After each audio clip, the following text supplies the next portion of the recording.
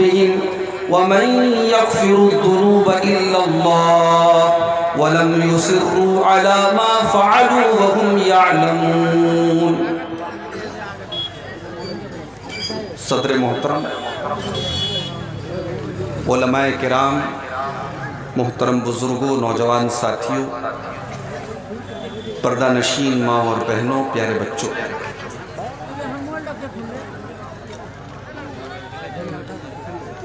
सबसे पहले मैं आप सबसे माजरत चाहता हूँ, बड़ी ताख़ीर के साथ आपके पास पहुँचा।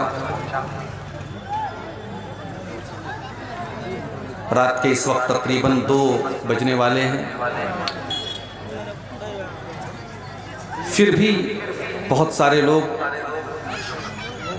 अल्हम्दुलिल्लाह अभी तक जलसे में मौजूद हैं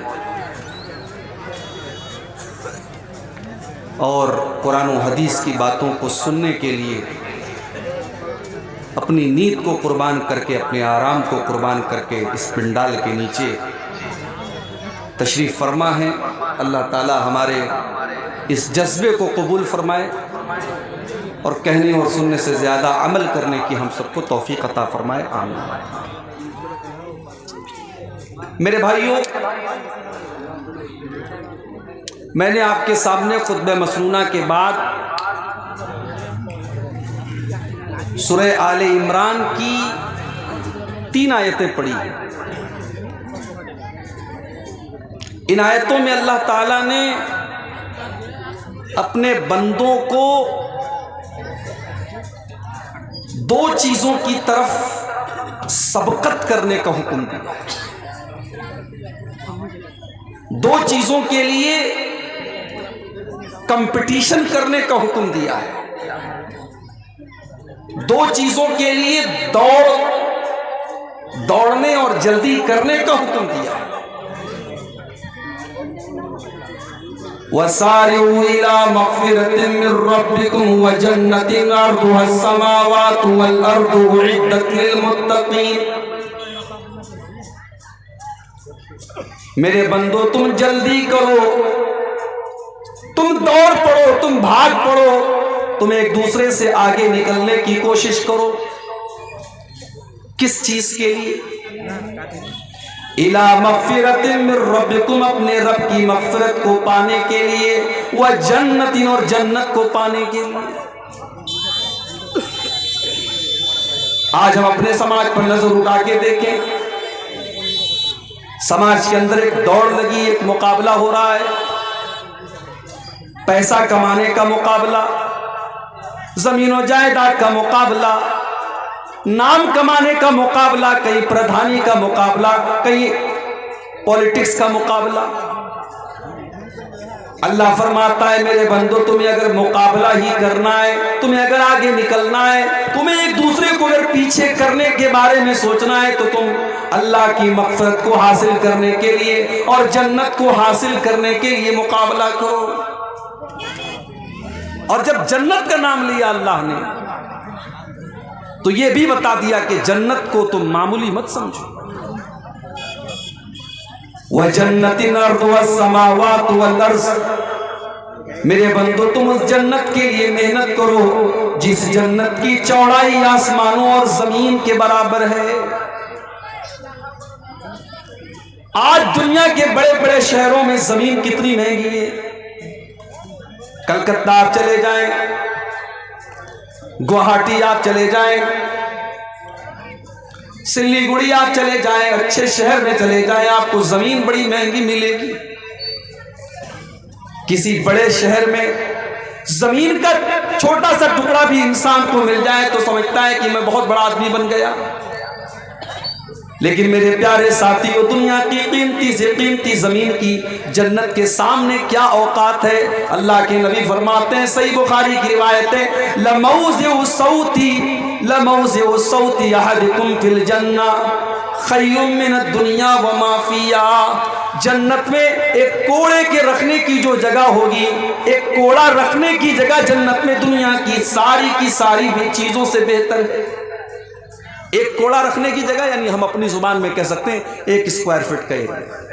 जन्नत में 1 स्क्वायर फीट का एरिया दुनिया की तमाम कीमती से कीमती चीजों से बेहतर है मेरे प्यारे साथ।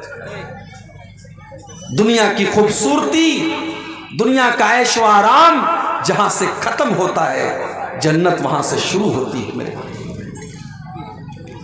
आज हमारे कितने नौजवान हैं दुनिया की औरतों की तरफ, दुनिया की लड़कियों की तरफ उनका एक आकर्षण है, तवज्जो है, गलत रास्ते की तरफ भी वो जा रहे हैं। काश कि उन्होंने कुरान में जन्नत का तज़किरा पढ़ा होता और जन्नत की औरतों के बारे में पढ़ा होता। सूरह रहमान उठा के देखो, अल्लाह फरमाता है हूरुम मक़सूरातुन फिल ख़ियाम, जन्नत की जो हूरें होंगी वो खेमों के अंदर आराम कर रही होंगी, वो नीची निगाह वाली होंगी और इतनी खूबसूरत होंगी। फरमाया कअन्नहुन्नल याकूत वल मरजान, वो याकूत व मरजान की तरह वो कीमती हीरे और जवाहिरात से भी ज्यादा कीमती होंगी।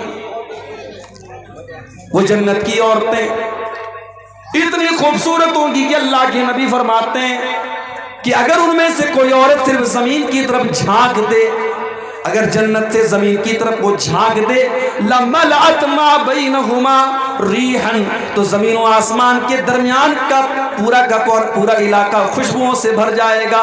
वलनसीफुहा अला रासिया खैरुम मिनद दुनिया व मा फिहा, और उस जन्नती हूर के सर के ऊपर जो दोपट्टा है वो दोपट्टा दुनिया की और दुनिया की तमाम नेमतों से बेहतर है। मेरी माँ और बहनों, जन्नत की हूरें भी दोपट्टा इस्तेमाल करें। जो औरत दुनिया में दोपट्टा इस्तेमाल करती है गोया कि वो जन्नती औरत के नक्शे कदम पर चलती है, और जो दुनिया में बेहयाई का तरीका अपनाती है गोया उसको जन्नत से कोई मतलब नहीं। ये होगी जन्नत। अल्लाह फरमाता है मेरे बंदो, तुम्हें अगर मुकाबला करना है, तुम्हें अगर कंपटीशन करना है तो जन्नत के लिए कंपटीशन करो जिसकी चौड़ाई आसमानों और जमीन के बराबर है। उइद्दत लिल मुत्तकीन, और वो जन्नत तैयार की गई है मुत्तकी लोगों के लिए, अल्लाह से डरने वालों के लिए, परहेजगारों के लिए। अब मुत्तकी कौन लोग हैं?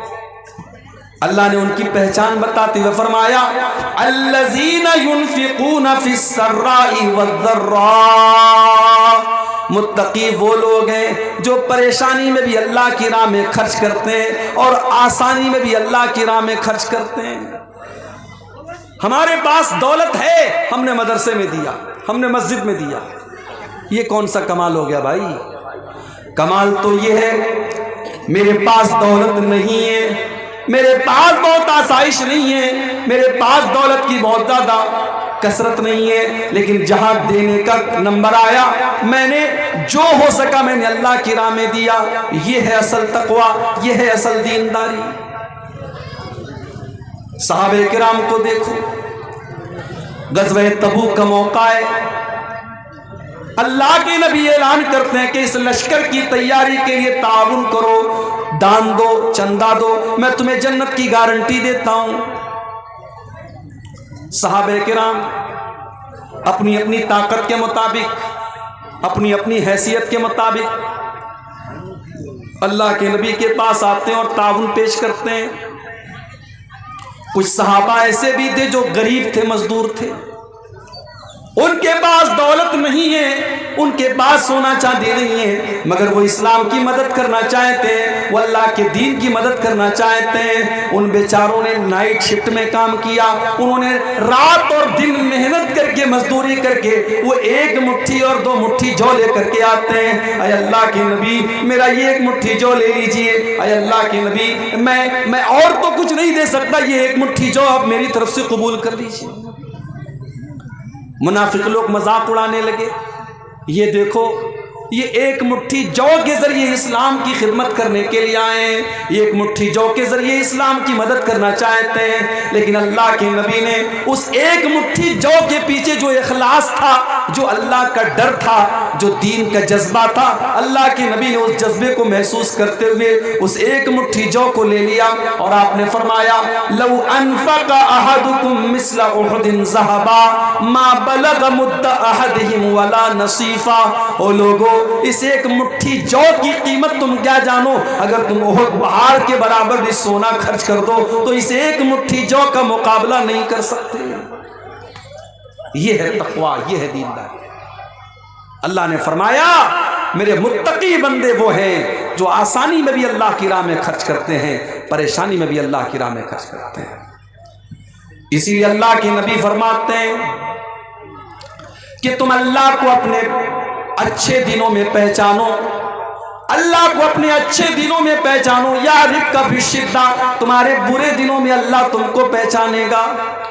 इंसान के पास जब अच्छा दिन आता है, जब दौलत आती है, जब ऐशो आराम की ज़िंदगी गुजारता है, तब उसे अल्लाह याद नहीं आता है। जब परेशानी आती है, जब बीमारी आती है, जब दुख और तकलीफें आती हैं, तब अल्लाह याद आता है। अल्लाह के नबी फरमाते हैं अपने परवरदिगार को तुम अपने अच्छे दिनों में याद करो, यारिफ का फिर शिद्दा, वो बुरे दिनों में तुम्हें याद रखेगा। तो मुत्तकी लोग वो होते हैं जो अच्छे और बुरे तमाम दिनों में अल्लाह की राह में खर्च करते हैं। वल काज़िमीन अल गैज़, और मुत्तकी लोग वो होते हैं जो गुस्से को पी जाने वाले होते हैं। आज कितने मर्डर हो जाते हैं गुस्से की वजह से, कितनी तलाक हो जाती है गुस्से की वजह से, कितना शौहर बीवी के ऊपर हाथ उठा देता है गुस्से की वजह से। मेरे प्यारे साथियों, गुस्सा आना नेचुरल है, मगर गुस्से को कंट्रोल किया जाए, गुस्से को दबा लिया जाए। इसलिए अल्लाह के नबी फरमाते हैं लैसा शदीदु बिस्सुरा इन्नमा शदीदुल लज़ी यमलिकु नफ्सहु इंदल गज़ब। पहलवान वो नहीं है, बहादुर वो नहीं है जो कुश्ती में दुश्मन को पछाड़ दे। बहादुर तो वो है जो गुस्से के टाइम अपने आप को कंट्रोल कर ले। वल काज़िमीन अल गैज़, गुस्से को पी जाने वाले होते हैं। वल आफ़ीना अनिन नास, और मेरे मुत्तकी बंदे वो हैं जिनके लिए मैंने जन्नत तैयार करके रखी है। ये वो लोग हैं जो लोगों को माफ कर देते हैं, दरगुजर कर देते हैं। भाई जिंदगी में ऐसा नहीं है कि हर चीज आपके मन के मुताबिक हो। कभी आपकी बीवी ऐसा कोई काम कर देगी जो आप नहीं चाहते, कभी आपके बच्चे कुछ ऐसा काम कर देंगे जो आपकी मर्जी के खिलाफ है, कभी दोस्तों से अनबन हो जाएगी, कभी पड़ोसियों से झगड़ा हो जाएगा। आप हमेशा इस कुरान की आयत को अपने सामने रखें, वल आफीना अनिन नास, लोगों की गलतियों को माफ कर दिया करें, दरगुजर कर दिया करें। नबी अकरम की सीरत उठा करके देखो, आपके ऊपर मक्का वालों ने कौन कौन से जुल्म और सितम के पहाड़ नहीं तोड़े। आप नमाज पढ़ रहे हैं, आपके ऊपर ऊंटनी की बच्चादानी ला के रख दी जाती है, आपकी गर्दन में चादर डाल करके आपका गला दबाने की कोशिश की जाती है, आपकी बेटी ज़ैनब के ऊपर ऐसा हमला किया जाता है कि उनका इंतकाल हो जाता है, आपकी बेटियों को तलाक दे दी जाती है, आपको मक्के से निकलने पर मजबूर किया जाता है, आपको ताइफ में पत्थर मारे जाते हैं। सारी तकलीफों को आपने बर्दाश्त किया और आपने माफ कर देने की वो मिसाल कायम की कि सारी इंसानियत को मिसाल पेश करने से कासिर है। जब मक्का फतह हुआ और आपको मक्का वालों के ऊपर पूरा पावर और पूरा कंट्रोल हासिल हो गया, आप चाहते तो बदला ले लेते, आप चाहते तो इंतकाम ले लेते, आप चाहते तो एक एक जुर्म की सजा उनको दे देते, लेकिन आपने वही जवाब दिया जो हजरत यूसुफ अलैहिस्सलाम ने अपने भाइयों को दिया था, ला तस्रीब अलैकुमुल यौम। आपने फरमाया मुहम्मदुर रसूलुल्लाह किसी से कोई बदला न लेंगे, किसी से कोई इंतकाम न लेंगे। इज़हबू अंतुम तुलका, जाओ तुम सब के सब आजाद हो। आपने सबको माफ कर दिया। हम उस नबी के मानने वाले। वल आफीना अनिन नास, जालिम से लिया जुल्म का बदला न किसी वक्त, मारा भी तो अखलाक की तलवार से मारा। अल्लाह के नेक बंदे माफ कर देते। दारोगा मत बनो। अगर आपको अल्लाह ने किसी के ऊपर कंट्रोल दिया है तो आप दारोगा मत बनो, आप माफ कर दिया करो, लोगों की गलतियों से दरगुजर कर दिया करो। वल्लाहु युहिब्बुल मोहसिनीन, और अल्लाह ताला एहसान करने वालों को, नेकी करने वालों को पसंद फरमाता है। वल्लज़ीना इज़ा फ़अलू फ़ाहिशतन औ ज़लमू अनफुसहुम, और अल्लाह ने फरमाया मेरे मुत्तकी बंदे वो होते हैं जब उनसे कोई गलत काम हो जाता है, जब कोई नाज़ेबा काम हो जाता है, उनसे कोई गुनाह हो जाता है, औ ज़लमू अनफुसहुम, या वो अपनी जान के ऊपर जुल्म कर लेते हैं। गुनाह करने वाला सबसे पहले अपनी जान पर जुल्म करता है। गुनाह करके आप दूसरे का नुकसान बाद में करते हैं, पहले अपना नुकसान करते हैं। इसीलिए हमारे बाप आदम ने और हमारी माँ हव्वा ने जब अल्लाह से तौबा की तो किन अल्फाज में की? रब्बना ज़लमना अनफुसना व इन लम तग़फिर लना व तरहमना लनकूनन्ना मिनल खासिरीन। परवरदिगारा, हमने अपनी जानों के ऊपर जुल्म किया है। ऐ अल्लाह, हमने तेरी नाफरमानी करके अपने ऊपर अत्याचार किया है, और अगर तूने हमें माफ न किया, अगर तूने हम पर रहम न किया, लनकूनन्ना मिनल खासिरीन, तो हम खसारा उठाने वालों में से हो जाएंगे।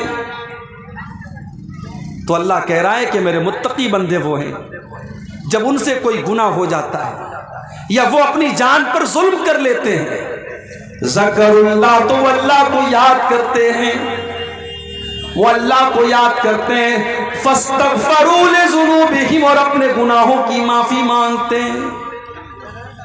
अगर ये चीज हमारे अंदर है, अगर गुनाह करने के वक्त अल्लाह याद आता है, तो समझ जाओ कि दिल के अंदर ईमान की गुंजाइश मौजूद है, समझ जाओ कि दिल के अंदर ईमान की रोशनी मौजूद है। और अगर गुनाह करने के बाद अल्लाह याद नहीं आता है, बल्कि गुनाह करने के बाद इंसान और डिटाई करता है और जुरात करता है और अपने गुनाह के ऊपर फख्र करता है, तो समझ जाओ कि दिल के ऊपर मुहर लग चुकी। इसीलिए अल्लाह के नबी फरमाते हैं, कुल्लु उम्मती मुआफ़न इल्लल मुजाहिरीन, मेरी उम्मत में सबकी तो माफ़ी हो सकती है, मगर खुल्लम खुल्ला गुनाह करने वालों की माफ़ी नहीं होगी। ऐ अल्लाह के नबी, ये खुल्लम खुल्ला गुनाह करने वाले कौन हैं? आपने फरमाया खुल्लम खुल्ला गुनाह करने वाले वो लोग हैं कि रात को उन्होंने कोई गुनाह किया और अल्लाह ने उनके गुनाह के ऊपर पर्दा डाल दिया, और सुबह को वो दोस्तों से बयान कर रहा है, मैंने रात में ऐसा ऐसा काम किया है, अल्लाह ने तो उसके गुनाह के ऊपर पर्दा डाला था, उसने अल्लाह के पर्दे को चाक कर दिया, उसने अपने गुनाह की नुमाइश करनी शुरू कर दी, उसने अपने गुनाह को शेयर करना शुरू कर दिया। आज ये चीज हो रही है, किसी के साथ कुछ गलत काम किया, फिर दोस्तों को दिखा रहा है, देखो मैंने ये काम किया है। अपने गुनाह की नुमाइश करना, अपने गुनाह को शेयर करना और अपने गुनाह को बताना, ये अल्लाह को बहुत नापसंद है। अल्लाह के नबी फरमाते हैं ये खुल्लम खुल्ला गुनाह करना है और अल्लाह इसको माफ नहीं करेगा। तो अगर दिल में खटक पैदा हो रही है, अगर गुनाह करने के बाद अल्लाह याद आ रहा है, हम आदम की औलाद हैं मेरे भाई, हम इंसान हैं, हम फरिश्ते नहीं हैं। इंसान से गुनाह हो सकता है, गलती हो सकती है, लेकिन बेहतरीन खताकार वो है जो गुनाह करने के बाद अल्लाह से माफी मांग ले, तौबा करे। और जब दिल में ईमान होता है तो इंसान के दिल में तौबा का ख्याल जरूर आता है। अल्लाह के नबी साहबा के साथ बैठे हुए एक औरत आती है, अय अल्लाह के नबी, इन्नी असब्तु ज़िना, मैंने ज़िना किया है, तहिरनी, मुझे पाक कर दीजिए।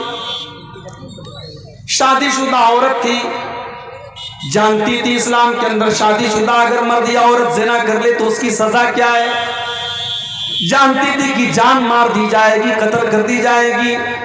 सब कुछ जानने के बावजूद वो अल्लाह के नबी के पास आती है, अय अल्लाह के नबी, मैंने ज़िना किया है और मैं नहीं चाहती कि आखिरत में मुझे ज़िना की सज़ा दी जाए। अय अल्लाह के नबी, मैं तौबा करना चाहती हूँ, मैं ज़िना की सज़ा लेना चाहती हूँ, मुझे सज़ा दे दीजिए, मुझे पाक कर दीजिए ताकि आखिरत में मुझे सज़ा न मिले। अल्लाह, कौन सी ताकत थी मेरे भाइयों जो वो उस औरत को अल्लाह के नबी की अदालत में लेकर के आती है। आज तो मुजरिम अदालत से भागता है, आज तो मुजरिम रिश्वत दे करके सोचता है मैं सजा से बच जाऊं, लेकिन जब ईमान पैदा होता है तो मुजरिम अदालत में चल करके आता और कहता है कि मुझे सजा दी जाए। अल्लाह के नबी ने टालने की कोशिश की। आपने कहा जाओ, क्या बात कर रही हो? उसने कहा मुझे टालने की कोशिश न कीजिए, मैंने जिना किया है और मैं उसका सबूत भी लेकर के आई हूं। मैं हमल से हूं, मैं पेट से हूं। अल्लाह के नबी मुझे जिना की सजा दे दीजिए। आपने कहा ठीक है, जाओ जाओ, जब बच्चा पैदा हो तब आना, जाओ जब बच्चा पैदा हो तब आना, तुमको हम अभी सजा नहीं दे सकते। 9 महीने का टाइम दे दिया अल्लाह के नबी, 9 महीने का टाइम दे दिया। भाग सकती थी, कोई रिकॉर्ड नहीं रखा अल्लाह के नबी ने, कहीं नाम नहीं नोट किया, सहाबा को उसका नाम लिख करके नहीं दिया, उसको 9 महीने का मौका दे दिया, जा तू भाग सकती है तो भाग जा। 9 महीने गुजर गए, बच्चे का जन्म हुआ, बच्चे को गोद में लेकर के आती है। अरे अल्लाह के नबी, मैं वही औरत हूं, मैं वही गामेदिया हूं जो 9 महीने पहले आपके पास आई थी और आपसे ये कह रही थी कि मुझे जिना की सजा दे दीजिए। अरे अल्लाह के नबी, मुझे पाक कर दीजिए, मुझे जिना की सजा दे दीजिए। अल्लाह के नबी ने फरमाया तुम्हारा बच्चा भी छोटा है, माँ के दूध पर निर्भर है, जब तक ये बच्चा माँ का दूध पी रहा है तब तक हम तुम्हें जिना की सजा नहीं दे सकते। जब तुम्हारा बच्चा माँ का दूध छोड़ दे, जब रोटी खाने लगे, तब तुम मेरे पास आना। अल्लाह के प्यारे नबी ने 2 साल का मौका उस औरत को और दे दिया कि अब अगर वो भागना चाहे तो भाग सकती है। अल्लाह के नबी उसको भूल जाएंगे, सहाबा उसको भूल जाएंगे। 2 साल का टाइम गुजर गया, उस औरत का बच्चा रोटी खाने लगा, अपने बच्चे को इस हाल में लेकर के आती है कि बच्चे के हाथ में रोटी का टुकड़ा है। अरे अल्लाह के नबी, मैं वही औरत हूँ जिसने आपके पास आकर के ज़िना का इकरार किया था। अरे अल्लाह के नबी, देखिए मेरा बच्चा रोटी खाने लगा, अब तो मुझे ज़िना की सजा दे दीजिए। नबी अकरम ने बच्चा एक मुसलमान के हवाले किया, जमीन में गड्ढा खोदा गया, उस औरत का आधा धड़ गड्ढे में डाला गया, सहाबे किराम के हाथों में पत्थर दे दिए गए और पत्थरों से मार मार के उस औरत को खत्म किया। कभी आपने तसव्वुर किया है जिना की ये सजा? मुझे याद आता है राज ठाकरे ने एक मर्तबा कहा था, जब दिल्ली के अंदर चलती बस पर एक लड़की का जिना किया के साथ रेप किया गया, और सिर्फ रेप ही नहीं किया गया बल्कि जानवरों की तरह उस लड़की के साथ, उस औरत के साथ सलूक किया गया, और पूरे भारत में उस केस को निर्भया कांड के नाम से याद किया गया। तो राज ठाकरे ने उस मौके पर कहा था कि रेप करने वालों को वही सजा देनी चाहिए जो इस्लाम देता है। मगर यहां एक बात नोट कर लो, हमारे यहां जब रेप की बात आती है तो रेप का मतलब होता है बलात्कार, रेप का मतलब होता है जबरदस्ती किसी के साथ ताल्लुक कायम करना। मगर इस्लाम ये कहता है कि अगर एक मर्द और एक औरत इल्लीगल तरीके से, गैर कानूनी तरीके से अगर आपस की सहमति से भी ताल्लुक बनाते हैं तो वो भी रेप ही कहलाएगा, वो भी जिना ही कहलाएगा। ये अलग बात है कि हमारी अदालतों में अगर आपस में सहमति से ताल्लुक कायम होता है तो उसको रेप नहीं माना जाता है, मगर इस्लाम की नज़र में अगर बगैर शादी के और बगैर शरई तरीके के अगर मर्द और औरत का मिलन होता है तो वह जिना ही कहलाएगा, चाहे वो सहमति के जरिए हो चाहे वो ज़बरदस्ती हो, और दोनों को सजा दी जाए। हाँ, ज़बरदस्ती होगी तो रेप करने वाले को सजा मिलेगी, औरत को नहीं मिलेगी, लेकिन आपस की सहमति से हुआ है जिना तो दोनों को सजा मिलेगी। अगर कुंवारे लोग जिना करेंगे तो 100 कोड़े की सजा दी जाएगी और 1 साल के लिए शहर से निकाल दिया जाएगा, और अगर शादीशुदा मर्द और औरत जिना करेंगे तो इस्लामी कानून के अंदर सजा यह है कि उसको पत्थरों से मार मार के खत्म कर दिया जाए। जब उस औरत को जिना की सजा दी जा रही थी, हदीस के अल्फाज है, हजरत खालिद बिन वलीद रज़ी अल्लाह ताला अन्हु भी पत्थर मारने वालों में शामिल थे। जब उन्होंने पत्थर मारा तो उस औरत के खून के कुछ छींटे हजरत खालिद बिन वलीद के कपड़े पर आ गए। उनकी जुबान से कुछ नासेबा कलमात उस औरत के बारे में निकल गए कि कैसी नापाक औरत के खून के छींटे मेरे कपड़े पर आ गए। अल्लाह के प्यारे नबी के कानों में हजरत खालिद बिन वलीद के जुमले पड़ गए। आपने फरमाया महलन या खालिद, ऐ खालिद खबरदार खबरदार, लक़द ताबत तौबतन लौ ताबा साहिब मुहसिन लगुफिर लहू। ऐ खालिद, इस औरत ने इतनी सच्ची तौबा की है, अगर कोई चोर, कोई डाकू, कोई लुटेरा भी अगर ये तौबा कर लेता तो अल्लाह उसको माफ कर देता। और एक हदीस के अल्फाज में यह है कि अगर मदीना के 70 गुनहगार भी ये तौबा कर लेते तो अल्लाह ताला 70 गुनहगारों की तौबा को कबूल कर लेता। इसने इतनी पावरफुल तौबा की है। गुनाह का होना ये बड़ी बात नहीं है, गुनाह के बाद इंसान तौबा कर ले ये बड़ी बात है। इसीलिए अल्लाह फरमाता है वल्लज़ीना इज़ा फ़अलू फ़ाहिशतन, मेरे मुत्तकी बंदे तो वो हैं जब उनसे कोई गलत काम हो जाता है, औ ज़लमू अनफुसहुम, या वो अपनी जान के ऊपर जुल्म कर लेते हैं, ज़करुल्लाह, तो उनको अल्लाह याद आता है। गलत काम करने के टाइम अल्लाह का याद आना, अल्लाह का डर दिल में पैदा हो जाना, ये बहुत बड़ी बात है मेरे भाई। बड़ा मशहूर वाक़या आपने सुना होगा, गार वालों का वाक़या, जो 3 लोग एक गार में जाकर के फंस गए थे और तीनों ने आपस में तय किया था कि हम अल्लाह से दुआ करेंगे अपने अपने नेक अमल का वसीला लगा करके, हो सकता है कि अल्लाह हमारी इस मुसीबत को दूर कर दे। उन 3 लोगों में से एक इंसान ने यह दुआ की थी कि अल्लाह, मेरी एक चचाजाद बहन थी, मेरे चचा की लड़की थी, मैं उससे बहुत ज़्यादा मोहब्बत करता था। एक मर्द एक औरत से जितनी मोहब्बत कर सकता है, मैं उस औरत से बेइंतहा मोहब्बत करता था, मैं उस लड़की को हासिल करना चाहता था, मैं उसके साथ अपनी शहवत को पूरी करना चाहता था, मगर मेरे पास कोई कंट्रोल नहीं था। उसको पाने की कोशिश कर रहा था लेकिन मैं हासिल नहीं कर पा रहा था। एक मर्तबा सूखा पड़ गया, कहत साली पड़ गई, और वो गरीब लड़की थी, गरीब औरत थी, वो मेरे पास आती है, मुझसे मदद मांगती है और मैं उसको 100 दीनार देने का वादा करता हूँ। 100 दीनार या 120 दीनार देने का मैं वादा करता हूं, इस शर्त पर कि वो मेरी ख्वाहिश को पूरा करेगी, मेरी बरसों की इच्छा को और मेरी ख्वाहिश को वो पूरा करेगी। अय अल्लाह, उस औरत के साथ मैं गलत काम करने के लिए तैयार हो गया, और जब ऐन मौके पर मैं उस औरत के साथ अपनी ख्वाहिशात को पूरा करना चाहता था और मैं उस औरत के साथ जिना करने वाला, तबक्कारी करने वाला था, ऐन मौके पर उस औरत की जुबान से निकला, इत्तक़िल्लाह वला तफ़ुज़्ज़ल ख़ातम इल्ला बिहक़्क़िही, अल्लाह से डर, और जिस चीज का तुझे इख्तियार नहीं है, जिस चीज की अल्लाह ने तुझको इजाजत नहीं दी है, उस चीज का तू इस्तेमाल न कर। जो चीज तेरे लिए जायज नहीं है उस चीज को तू इस्तेमाल न कर। आय अल्लाह, उस औरत की जुबान से जब ये जुमला मैंने सुना, मैंने फौरन उस गलत काम के इरादे को तर्क कर दिया। मैंने वो 120 दीनार भी उसको दे दिए और मैंने ज़िना का इरादा भी तर्क कर दिया। आय अल्लाह, अगर ये अमल मैंने तेरे डर से किया था तो आय अल्लाह तू आज इस मुसीबत को दूर कर दे।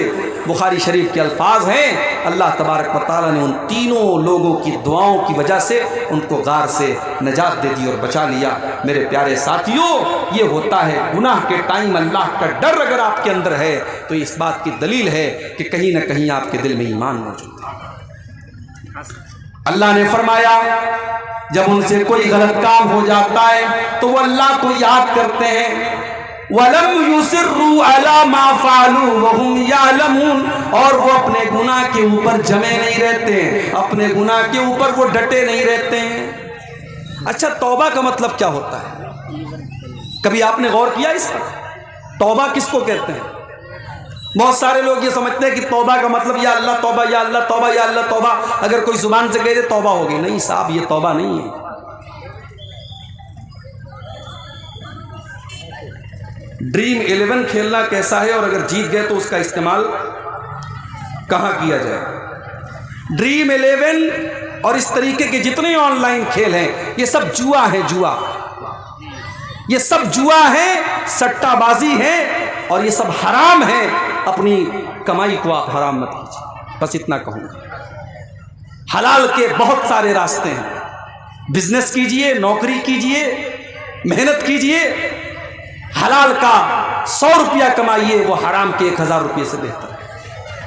ये ड्रीम 11 वगैरह के ड्रीम के चक्कर में मत पड़िए। ये सब जुआ खिलाया जा रहा है नौजवानों को, ऑनलाइन जुआ खिलाया जा रहा है। पहले ऑफलाइन होता था, अब ऑनलाइन जुआ खिलाया जा रहा है। तो अल्लाह की बारगाह में गुनाह करने के बाद जो मुत्तकी लोग होते हैं वो गुनाह के ऊपर डटे नहीं रहते हैं, इसरार नहीं करते हैं, वो अपने गुनाह का इकरार करते हैं, अल्लाह की बारगाह में माफ़ी मांग लेते हैं। मेरे प्यारे नौजवान साथियों, आज कितने नौजवान हैं वो गलत काम कर रहे हैं मगर उनको ये एहसास नहीं है, उनको ये एहसास नहीं है कि हम गलत काम कर रहे हैं। तौबा करने का ख्याल भी उनके दिल में नहीं आता है। आओ मैं तुमको बताऊं कि तौबा किसको कहते हैं। तौबा 4 चीज़ों का नाम है। कभी गाड़ी चलाई आपने, कार चलाई है? कार आप जब चलाते हैं तो कार को जब पलटाते हैं, आप जब यू टर्न लेते हैं तो यू टर्न लेने का नाम है तौबा। तौबा का मतलब होता है यू टर्न लेना, तौबा का मतलब होता है पलट के आ जाना। इसका मतलब यह हुआ कि जब एक इंसान ने गलत काम किया तो वो सीधे रास्ते से भटक गया था, और जब उसने तौबा किया तो उसने यू टर्न ले लिया, उस सही रास्ते पर वापस लौट के चला। आजकल बड़ा एक मुद्दा गरमाया हुआ है। मौलाना अरशद मदनी ने कह दिया कि साहब भारत में तो सारे लोग मुसलमान थे, इसलिए जो लोग इस्लाम को छोड़ करके कोई और मजहब में चले गए वो घर वापसी करें, हमें घर वापसी करने की जरूरत नहीं है। इसलिए कि सबसे पहले इंसान जिनको कुरान ने आदम कहा है और वेदों में मनु कहा गया है, और मनु की औलाद मनुष्य है और आदम की औलाद आदमी है, इंसान है, तो आदम अलैहिस्सलाम तो मुसलमान थे, इस्लाम के फॉलोवर थे, लिहाजा इस दुनिया का सबसे पहला धर्म इस्लाम है। और हमारे उस्ताद मोहतरम अल्लामा रईस अहमद नदवी रहमतुल्लाह अलैह की तहकीक के मुताबिक हज़रत आदम अलैहिस्सलाम जब दुनिया में आए थे तो इसी भारतवर्ष में आए थे, भारत की सरजमीन पर आए थे। लिहाजा भारत का सबसे प्राचीन अगर कोई धर्म है तो वो इस्लाम है। लिहाजा इस्लाम को छोड़कर किसी और मजहब में जो लोग गए हैं उनको घर वापसी करने की ज़रूरत है, मुसलमान को घर वापसी करने की ज़रूरत नहीं है। और एक बात आपको और बताऊं, जब बच्चा पैदा होता है, बच्चा यहूदी नहीं होता है, इस्लाम पर होता है, बच्चा हिंदू नहीं होता है, बच्चा मुशरिक नहीं होता है, बच्चा तौहीद पर पैदा होता है। अल्लाह के प्यारे नबी फरमाते हैं कुल्लु मौलूदिन यूलदु अलल फित्रा, हर बच्चा फितरत पर और इस्लाम के ऊपर पैदा होता है। फ़अबवाहु युहव्विदानिही व युनस्सिरानिही व युमज्जिसानिही, उसके माँ बाप उसको यहूदी बनाते हैं, माँ बाप ईसाई बनाते हैं, माँ बाप मजूसी बनाते हैं, माँ बाप मुशरिक बनाते हैं। इसका मतलब यह हुआ कि इस्लाम नेचुरल तरीका है, जिस तरीके पर अल्लाह ने इंसान को पैदा किया है वो इस्लाम का तरीका है। और जब इस्लाम को छोड़ता है कोई तो वो गलत रास्ते पर जाता है। इसीलिए सच्चे रास्ते पर लौट आने को तौबा कहा जाता है। और याद रखिए, तौबा के अंदर 3 चीज़ें पाई जानी ज़रूरी है। इसको नोट कर लीजिए, आज की तकरीर की सबसे इंपॉर्टेंट बात इसको समझ लीजिए कि अगर कोई आपसे पूछे कि भाई तौबा किसको कहते हैं तो आप बता दीजिए कि तौबा के अंदर 3 चीज़ों का होना ज़रूरी है। नंबर 1, सबसे पहली चीज़ तौबा के अंदर नदामत होनी चाहिए। मैंने गलत काम किया है, ये काम सही नहीं था। और इसीलिए जो बिदात करने वाले होते हैं उनके अंदर तौबा करने का ख्याल बहुत मुश्किल से आता है। अभी मैं कलिया चक से आपके इस गांव तक आ रहा था, चिलमारी तक आ रहा था, रास्ते में साहब टोपी लगा करके और कब्रिस्तान पे खड़े होकर के सलाम पढ़ा जा रहा है। रास्ते भर ये मंजर मुझको मिला। और जब कटिहार स्टेशन मैंने क्रॉस किया और कटिहार का जब ब्रिज आया है तो देखा हमारा नौजवान बेचारा जो है वो कैमरे के जरिए वो क्या वीडियो बनाते हैं ना, कोई चल करके आ रहा है, स्लो मोशन में कोई वीडियो बना रहा है। यानी शबे बारात की रात ये भी हो रहा है। कोई इबादत कर रहा है, कोई बेचारा सेल्फी ले रहा है, कोई स्लो मोशन में वीडियो बना रहा है।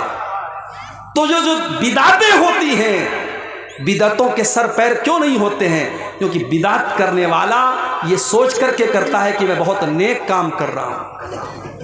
कल से मेरे मोबाइल पर बार बार मैसेज आ रहा है, मौलवी साहब शबे बारात का रोज़ा रखना कैसा है? मौलवी साहब शबे बारात की रात में इबादत करना कैसा है? याद रखिए, इस्लाम में शबे बारात के नाम से कोई रात नहीं है। ये शबे बारात का तसव्वुर ये शियों के यहां से आया है। इस्लाम में शबे बारात नाम की कोई चीज ही नहीं है। ये शियों का अकीदा है। उनके 12वें इमाम की पैदाइश उनका कहना है 15 शाबान को हुई है और उसी जश्न को उन्होंने शबे बारात का नाम दिया। ना तो अल्लाह के नबी से शबे बारात की रात की कोई फजीलत साबित है, न उस रात में इबादत करना साबित है, न दिन में रोजा रखना साबित है, न ये आतिशबाजी करना साबित है, न मस्जिदों को सजाना साबित है, न कब्रिस्तान पे जाना साबित है, न मुर्दों के लिए मग़फ़िरत की दुआ करना साबित है। एक साहब कहने लगे हलवा कैसे हराम हो गया? सूजी जायज़ है, चीनी जायज़ है, देसी घी जायज़ है, नारियल और जायज़ है, और आप कहते हलवा हराम है। सबको मिक्स कर दिया तो हलवा बन गया, आप कहते हलवा हराम है। मैंने कहा भाई हलवा हराम नहीं है, हलवा हराम नहीं है। हलवा यकीनन बहुत अच्छी चीज़ है, हमको भी खिलाइए, हम भी खाएंगे, मगर आप किस अकीदे के मुताबिक बना रहे हैं? आप शबे बारात पर बना रहे हैं तो क्यों बना रहे हैं आप? एक साहब कहने लगे हलवा हम इसलिए बनाते क्योंकि नबी अकरम के दांत टूट गए थे ग़ज़वा उहद में, आपने हलवा खाया तो इसलिए हम हलवा खाते हैं। मैंने कहा भाई साहब ग़ज़वा उहद हुई है शव्वाल में और शबे बारात मना रहे हो शाबान में, तुम 2.5 महीना एडवांस में हलवा खा रहे हो। नबी अकरम ने अगर हलवा खाया भी था, पहली बात तो ये मन गलत बात है, अगर आपने खाया था तो शव्वाल में खाया था, तुम्हें इतनी जल्दी पड़ी तुम 2.5 महीना पहले हलवा खा रहे हो, सबूत था ही नहीं। और फिर हलवा असल में ये पेटू किस्म के शिकम परवर मौलवियों ने इसका इजाद किया ताकि हमारे पेट की दुकानें चलती रहें। तो बिदात करने वाला तौबा नहीं करता है। इसीलिए अल्लाह के नबी अपने हर खुतबे में कहते थे व शर्रुल उमूरि मुहदसातुहा, तब से बुरा काम बिदात है, व कुल्लु मुहदसतिन बिदा, दीन के अंदर नया निकाला गया काम बिदअत है, व कुल्लु बिदातिन ज़लाला, और हर बिदअत गुमराही है। उसूल याद रखिए, शरीयत का एक उसूल याद रखिए। हम जो कलमा पढ़ते हैं ला इलाहा इल्लल्लाह मुहम्मदुर रसूलुल्लाह, इस कलमे के अंदर 2 उसूल मौजूद हैं। ला इलाहा इल्लल्लाह का मतलब इबादत अगर होगी तो सिर्फ और सिर्फ अल्लाह की होगी, इबादत अगर होगी तो सिर्फ और सिर्फ अल्लाह की होगी। और मुहम्मदुर रसूलुल्लाह का मतलब यह है कि इबादत अगर होगी तो मुहम्मदुर रसूलुल्लाह के तरीके के मुताबिक होगी। तो कलमे के अंदर 2 उसूल सिखाया गया। इबादत किसकी होनी चाहिए? इबादत सिर्फ अल्लाह की होनी चाहिए। और इबादत कैसी होनी चाहिए? इबादत जनाब मुहम्मदुर रसूलुल्लाह सल्लल्लाहु अलैहि वसल्लम के जैसी होनी चाहिए। तो जो शबे बारात मना रहा है वो समझो पुराना 500 और 1000 का नोट आज चलाने की कोशिश कर रहा है। चोलबे पुराना नोट चोलबे कभी ना चोलबे इंशाअल्लाह। तो जब पुराना नोट नहीं चल सकता है तो जिस अमल के ऊपर अल्लाह के नबी की मुहर नहीं लगी है वो अमल कैसे चलेगा? रात भर आप इबादत कर लीजिए, जो इबादत नबी ने नहीं की, जो सहाबा ने नहीं की, जो कुरान और सुन्नत से साबित नहीं है, वो इबादत नहीं हो सकती मेरे प्यारे साथी। चाहे कितना ही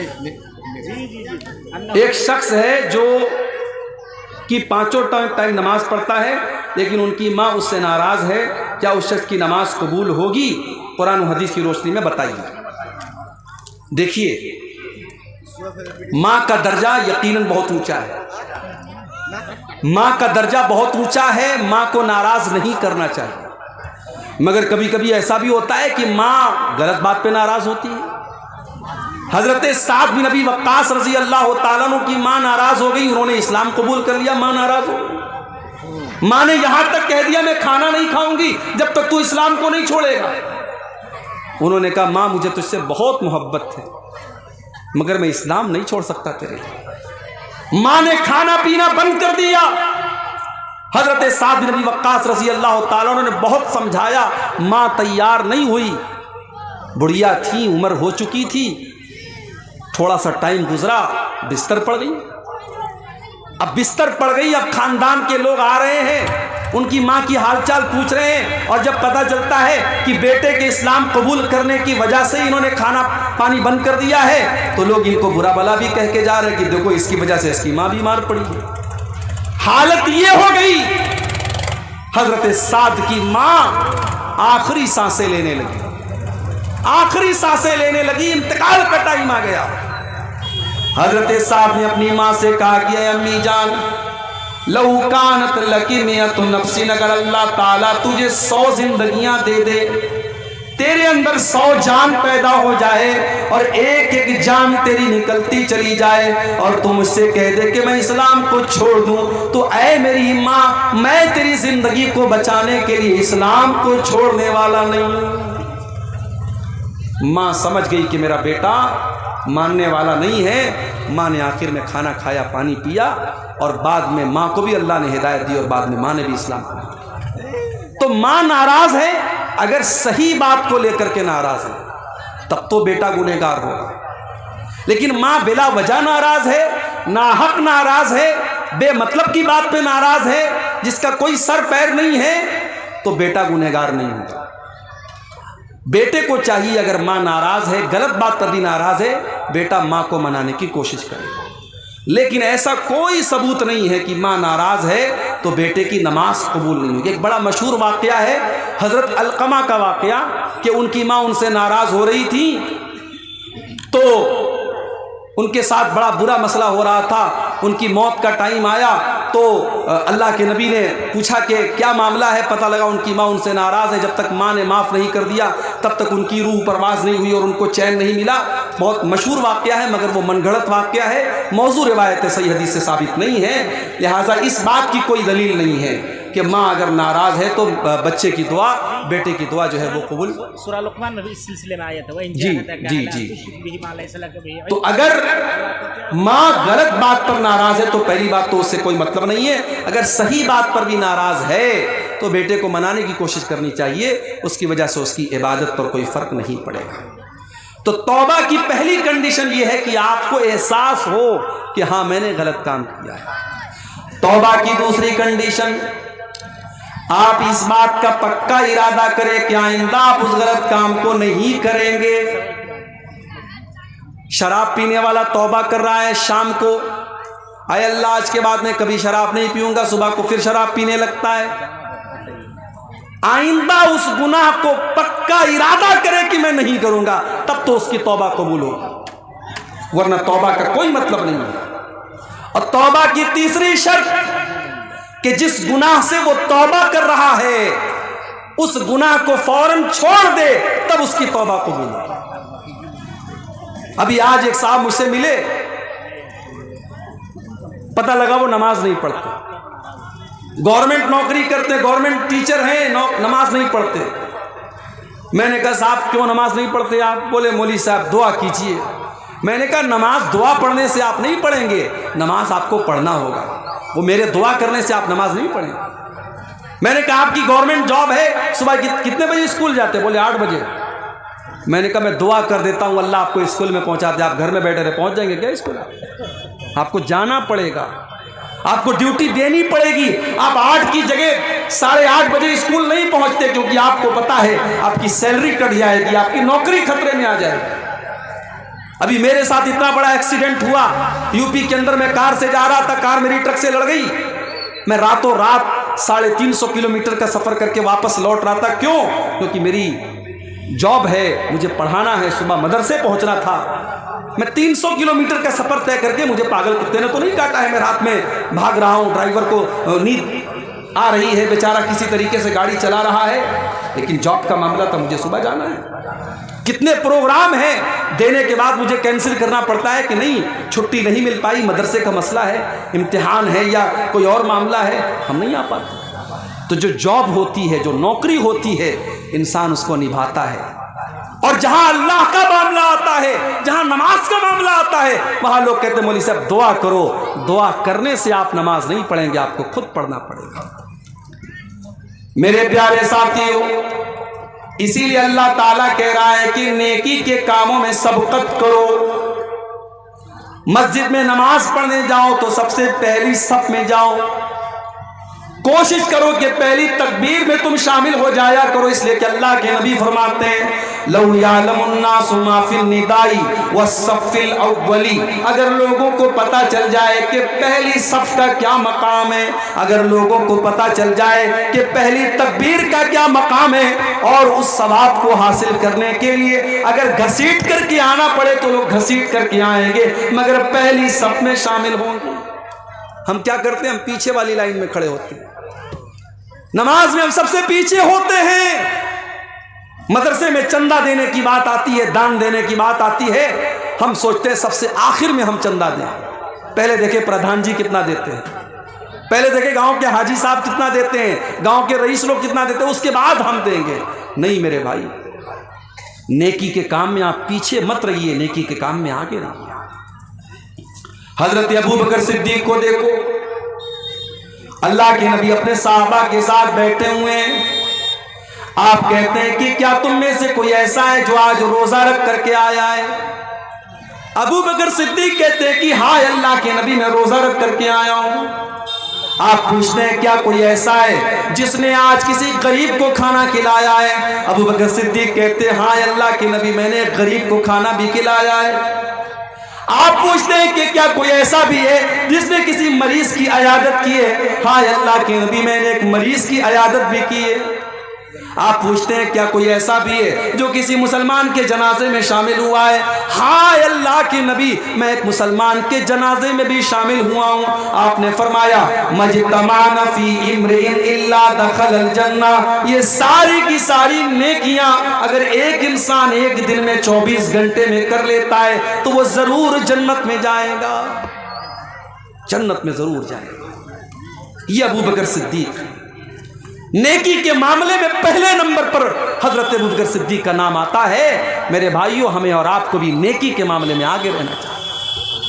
आज कितने लोग हैं जुमा की नमाज में, अगर 1 बजे जुमा की नमाज होने वाली है तो 12:55 पर उनकी शक्ल नजर आती है मस्जिद। अल्लाह के नबी फरमाते हैं कि जुमा के दिन जो सबसे पहले आता है उसे अल्लाह की राह में ऊंट सदका करने का सवाब मिलता है, जो बाद में आता है उसको गाय सदका करने का सवाब मिलता है, जो उसके बाद आता है उसको दुम्बा, जो उसके बाद आता है उसको मुर्गी, जो उसके बाद आता है उसको अंडा अल्लाह की राह में सदका देने का सवाब मिलता है। और जब इमाम खुतबा देने के लिए आता है तो ये सवाब लिखने वाले फरिश्ते सवाब लिखना बंद कर देते हैं और वो भी इमाम का खुतबा सुनने लगते हैं। हम लोग तो इतने बदनसीब हैं कि ऊंट छोड़ दो, गाय छोड़ दो, दुम्बा छोड़ दो, बकरा छोड़ दो, मुर्गा छोड़ दो, अंडा छोड़ दो। कितने बदनसीब ऐसे लोग हैं कि जुमा के दिन वो तब आते हैं जब इमाम का खुतबा स्टार्ट हो जाता है, बल्कि जमात शुरू होने के 5 मिनट पहले वो मस्जिद में आते हैं। ऐसा नहीं होना चाहिए मेरे भाई। इस्लाम आपको नेकी के मामले में आगे आगे रहने का हुक्म देता है। गज़वे तबूक का मौका याद कीजिए, हजरत उमर फारूक रजी अल्लाह ताला अन्हु फरमाते हैं कि मेरे दिल में ख्याल आया कि आज नेकी के मामले में, आज अल्लाह के दीन के मामले में मैं अबू बकर से आगे निकल करके दिखाऊंगा। वो अपने घर आते हैं, अपने घर का सारा सामान इकट्ठा करते हैं और सारे सामान को 2 भाग में वो बांट देते हैं और एक भाग अपने घर में छोड़ देते हैं और एक हिस्सा अल्लाह के नबी के पास लेकर के आते हैं। अरे अल्लाह के नबी, आज इस्लाम को मेरे माल की जरूरत है, देखिए मैं अपने घर का माल लेकर के आया हूँ। नबी अकरम पूछते हैं कि अरे उमर, घर वालों के लिए कुछ छोड़ के आए हो कि नहीं आए हो? अरे अल्लाह के नबी, आप परेशान ना हो, मैं आधा लेकर के आया हूँ, आधा छोड़ करके आया हूँ। उमर फारूक बहुत खुश हैं कि आज मैंने वो कारनामा अंजाम दे दिया जो अबू बकर सिद्दीक भी अंजाम नहीं दे सकते। थोड़ी देर के बाद हजरत अबू बकर सिद्दीक भी आते हैं, वो भी अपने घर का सामान लेकर के आए हैं, अपने घर का माल लेकर के आए हैं, अपने घर की चीजें लेकर के आए हैं। उन्होंने लाकर के जब अल्लाह के नबी के सामने रख दिया, आपने पूछा अय अबू बकर, तुमने अपने घर वालों के लिए क्या छोड़ा है? हजरत अबू बकर सिद्दीक कहते हैं अब कई तो लहुमुल्लाह व रसूलहू, अय अल्लाह के नबी, मैंने अपने घर वालों के लिए अल्लाह को छोड़ा है, उसके रसूल को छोड़ा है। अय अल्लाह के नबी, मैं तो सब कुछ लेकर के आया हूँ, आज इस्लाम को मेरे माल की जरूरत है, मैं अपने घर वालों के लिए कुछ छोड़ के नहीं आया, मैं अल्लाह को छोड़ के आया हूँ, रसूल को छोड़ के आया हूँ। उमर फारूक की आंखों में आंसू आ गए। उन्होंने कहा मुझे यकीन हो गया कि मैं नेकी के मामले में अबू बकर का मुकाबला नहीं कर सकता। नेकी के मामले में सबकत करो मेरे प्यारे साथी। इसीलिए अल्लाह ताला कुरान के 17वें पारे में अपने नबियों का जिक्र करने के बाद कहता है, अपने नबियों का नाम लेने के बाद कहता है, इन्नहुम कानू युसारिऊना फिल खैरात। ये मेरे जितने नबी थे, ये मेरे जितने रसूल थे, वो नेकियों के मामले में आगे आगे रहते थे, वो नेकियों के मामले में पीछे पीछे नहीं रहते थे। मेरी प्यारी माओ बहनों, नबी अकरम के दौर की औरतों को आप देखिए, उस जमाने में लाउड स्पीकर का इंतजाम नहीं था। अल्लाह के नबी तकरीर करते थे, आमतौर से मर्दों के बीच में तकरीर करते थे, औरतों के दरमियान आपका बयान नहीं होता था। एक मर्तबा कुछ औरतें आई, अरे अल्लाह के नबी, मर्द लोग आपकी बातों को सुनते हैं, हम औरतों को तो आपकी बात सुनने को नहीं मिलती है। अरे अल्लाह के नबी, आप हफ्ते में एक दिन हमको भी दीजिए ताकि हम भी दीन की बातें आपसे सुना करें। नबी अकरम ने देखा कि इन औरतों के अंदर दीन को सीखने की तड़प मौजूद है। आपने अलग से हफ्ते का एक दिन औरतों के लिए तय कर दिया। हमारे यहाँ जलसे में आपने औरतों का इंतजाम किया है, लेकिन मस्जिद में जुमा में होता है इंतजाम आपके यहाँ? नहीं है। तरावी है, तरावी छोड़ दीजिए, तरावी तो साल में एक बार होती है ना। जुमा में क्यों नहीं है? बंगाल में भी मैं गया, बंगाल में लोगों ने बताया, मौलवी साहब हमारे यहाँ ज्यादातर मस्जिदों में औरतों का इंतजाम जुमा में नहीं होता। यहाँ तो होता ही नहीं। अफसोस है मेरे भाई, 100 का 100 नहीं। आप अहले हदीस है ना, माशाअल्लाह। शेरशाबादी बरादरी ही के लोग होंगे यहाँ पे? जी जी जी, हम लोग शेरशाबादी हैं। शेरशाबादी बरादरी पूरी की पूरी अहले हदीस मानी जाती है। क्या अहले हदीस आप हैं? आपके यहाँ की औरतों को दीन कौन सिखाएगा? मौलवी साहब हफ्ते में एक दिन तकरीर करते हैं, आधा घंटा दीन की बात बताते हैं, आप हजरात सुन के चले आते हैं। घर की औरतों को कौन बताएगा? आज हमारे घर की औरतों को बिगाड़ने वाली हजारों चीजें हैं। फेसबुक है, सोशल मीडिया है, इंटरनेट है, तमाम दुनिया भर की चीजें हैं। उनको दीन सिखाने के लिए साल का एक जलसा काफी नहीं है, और जलसे में भी बेचारी आती है, तकरीर कम सुनती है, शॉपिंग ज्यादा करती है। बच्चों को लेके घूम रही है, टहल रही है, कोई उधर भाग रही, कोई उधर भाग रही है। आप जुमा की नमाज में औरतों के लिए इंतजाम कीजिए, मेरे इंतजाम कीजिए। आप नबी अकरम के दौर की औरतें आकर के डिमांड करती हैं, अरे अल्लाह के नबी आप हमारे लिए इंतजाम कीजिए, हमें दीन की बातें सुनाइए। और अगर आपने ऐसा इंतजाम नहीं किया, हालात बहुत बुरे हैं मेरे भाई। आज मुसलमान लड़कियां गैरों के साथ भाग रही हैं, फरार हो रही हैं, मुर्तद हो रही हैं, इस्लाम को छोड़ रही हैं, और हमारा आपसे तमाशा देख रहे हैं। अपनी औलाद को संभालिए, अपने बच्चों को संभालिए, अपनी औलाद को दीन की तालीम दीजिए, वरना पछताना पड़ेगा। अपने बच्चे और बच्चियों को जिस तरीके से आप स्कूल की और कॉलेज की तालीम देते हैं, उसी तरीके से दीन की तालीम दीजिए। उन्हें इस्लाम के बारे में बताइए, उन्हें तौहीद के बारे में बताइए, वरना आगे चल करके 10-15 साल के बाद जो हालात होंगे, हर घर और हर खानदान में इस तरीके के केस होंगे, फिर आपके पास हालात को कंट्रोल करने का कोई रास्ता नहीं होगा। नेकी के मामले में आगे बढ़िए, पीछे मत रहिए। हजरत अमर बिन जमू रज़ी अल्लाह ताला अन्हु एक बूढ़े साहबी हैं, अल्लाह की राह में जिहाद करने की वजह से उनकी दोनों टांगे खराब हो चुकी हैं, उम्र भी 70 साल के पार हो चुकी है। जब एक जंग का मौका आता है, अल्लाह के नबी के पास उनके 4 बेटे हैं, उनके चारों बेटों ने अपना नाम लिखवाया। हजरत अमर बिन जमू ने कहा कि अल्लाह के नबी मेरा भी नाम लिख लीजिए। बेटों ने कहा बाजान, आपने सारी जिंदगी इस्लाम की खिदमत की है, आपकी दोनों टांगे इसी में खराब हो चुकी हैं। अरे अब्बाजान, हम आपकी तरफ से जा ही रहे हैं, आपके 4 बेटे अल्लाह की राह में जा रहे हैं। अरे अब्बाजान, आप घर में आराम कीजिए, आपकी जरूरत नहीं है। बाप ने कहा नहीं, ठीक है मैं लंगड़ा हो चुका हूं, ठीक है मेरी टांगे काम नहीं कर रही हैं, मगर मेरे बाजुओं में आज भी ताकत है, मैं दुश्मनों के छक्के छुड़ा सकता हूं, मैं अल्लाह की राह में जिहाद करना चाहता हूं। तुम कौन होते हो मुझे रोकने वाले? बाप इसरार कर रहा है, बेटे मना कर रहे हैं। मामला अल्लाह के नबी के पास आता है। बेटे कहते हैं अल्लाह के नबी मेरे बाप को समझाइए, उनको बताइए, वो तो बूढ़े हो चुके हैं, उनकी दोनों टांगे काम नहीं कर रही हैं। अल्लाह के नबी ने हजरत अम्र बिन जमू से कहा कि आप मत जाइए, आपको ज़रूरत नहीं है। कहा अल्लाह के नबी मैं चाहता हूँ कि मैं इस जंग में जाऊँ और मैं शहीद हो जाऊँ और मैं अपनी इन्हीं लंगड़ी टांगों के साथ मैं जन्नत में चला जाऊँ। नबी अकरम ने उनका जज्बा देखा, उनके दिल का जज्बा देखा। आपने बेटों से कहा जाने दो, इनको अल्लाह की राह में जाने का शौक है, इनके अंदर जज्बे जिहाद है, इनको रोको मत, इनको जाने दो। चुनांचे जंग होती है और हजरत अम्र बिन जमू अल्लाह की राह में जिहाद करते हुए उसी हालत में शहीद हो जाते हैं।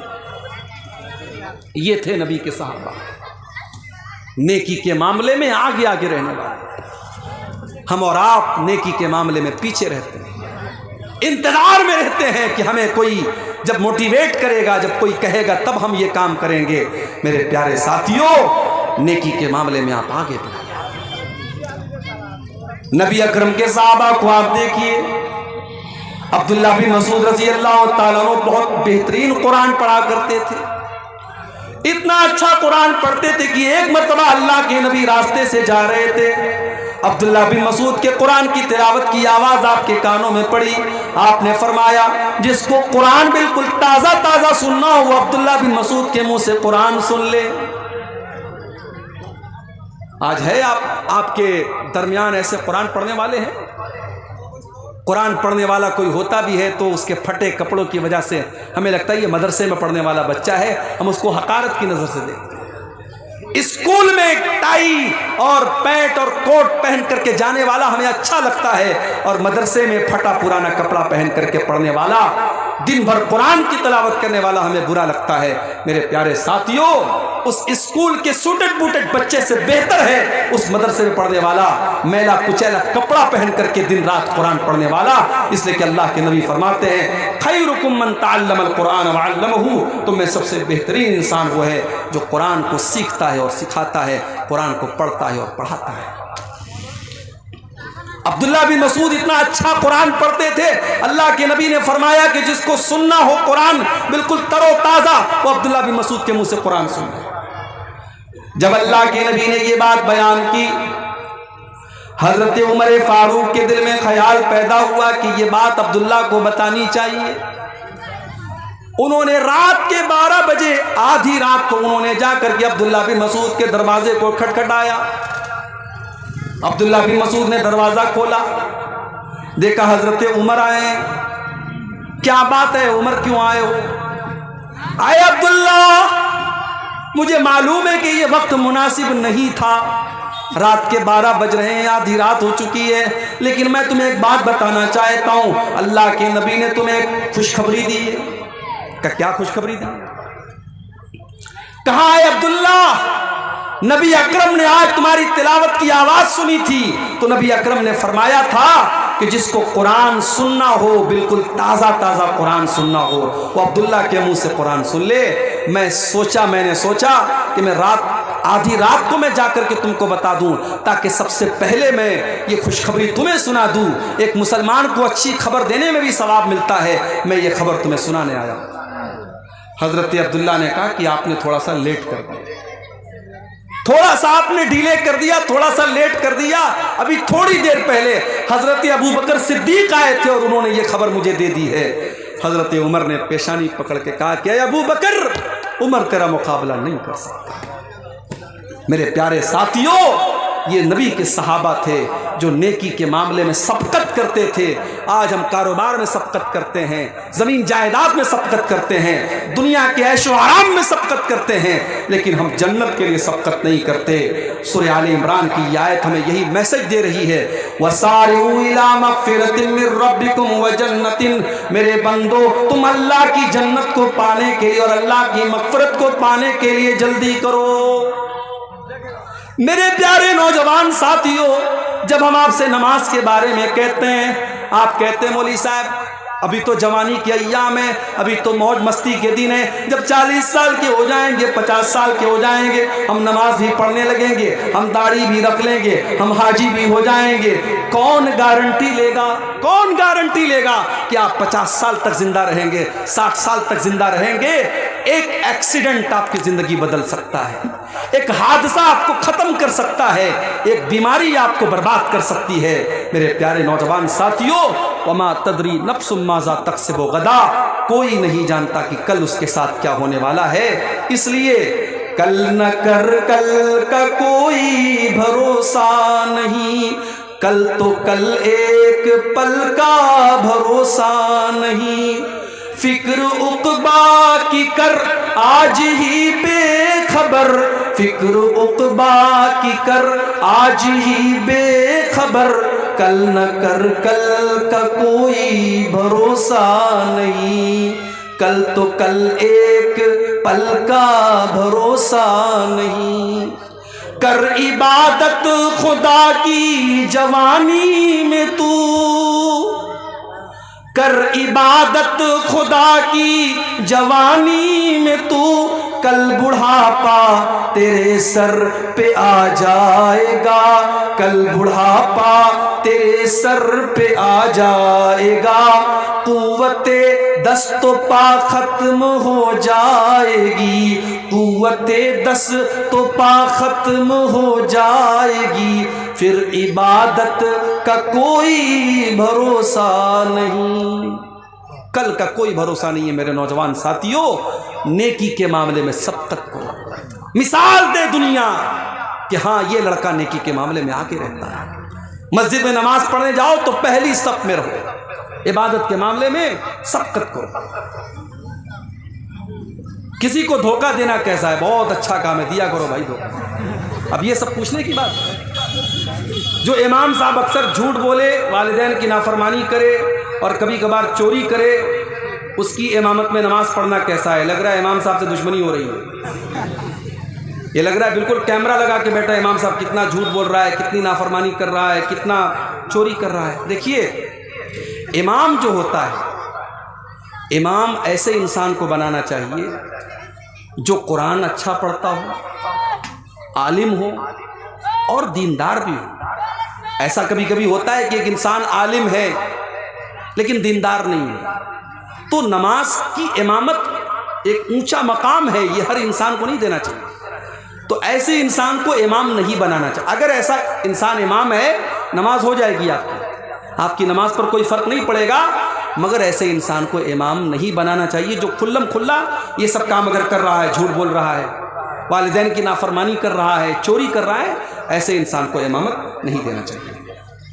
उम्र दराज आदमी का अगर बार बार पेशाब आ जाए और कपड़ा नापाक हो जाए, इलाज और मुआलजा से भी मायूस हो चुका हो, तो ऐसे इंसान को नमाज पूरा करने के लिए क्या तरीक़ा अपनाना चाहिए? बस सीधी सी बात है, फत्तकुल्लाह मस्तताअतुम, अल्लाह से जितना डर सकते हो डरो। जिस इंसान को ये प्रॉब्लम है कि उसका पेशाब रुकता ही नहीं है, कतरा कतरा बहता रहता है, तो अब जाहिर है वो मजबूर है।